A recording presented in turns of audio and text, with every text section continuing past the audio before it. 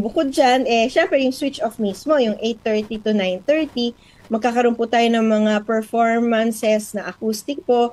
At i-unveil rin po namin ang pinakauna naming Earth Hour Music Ambassador. Kaya excited rin po kami Aba. dyan. So, ano surprise itong music ambassador nyo or nabanggit na rin ito, attorney? Actually, nabanggit na ho siya. Ayun nga, Nag-promote na rin siya. oh, sige, sabihin mo na rin, Anderson, nabalita na rin namin dito. Nako, baka bumuhos Sige po. dyan. Baka bumuhos dyan, ulitin nyo lang. Opo.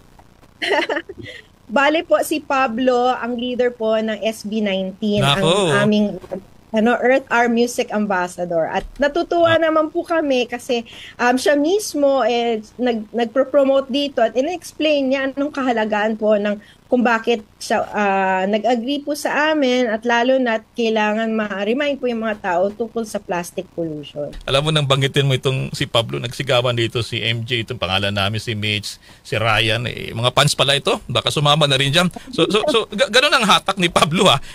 Good choice, at least marunong kayong pumili ha, attorney. Ay nako, magaling po yung mga kasamahan ko pero tama ho kayo.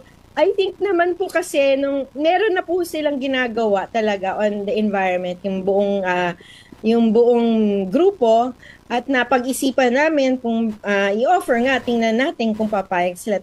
Pumayag naman po si Pablo na maging kasama po namin.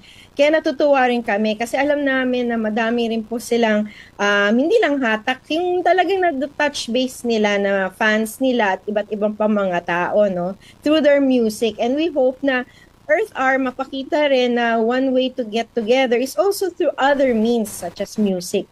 So hindi natin alam, baka tingnan natin kung gagawa siya ng kanta para sa Earth Hour in mga susunod. Pero Kakanta ba siya si Pablo?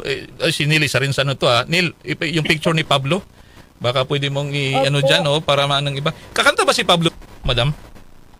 So mag-ano siya, nandun siya sa mismong switch off itself. At magpo-perform rin po siya. So, medyo kaya excited din po kami kasi alam namin po yun yung hopefully magagandang na kanta yung may papadala, mapahahating nila sa mga manunood at nandoon. And of course, madami pa. Kasi first time rin namin magkaroon ng music ambassador po for Earth Hour.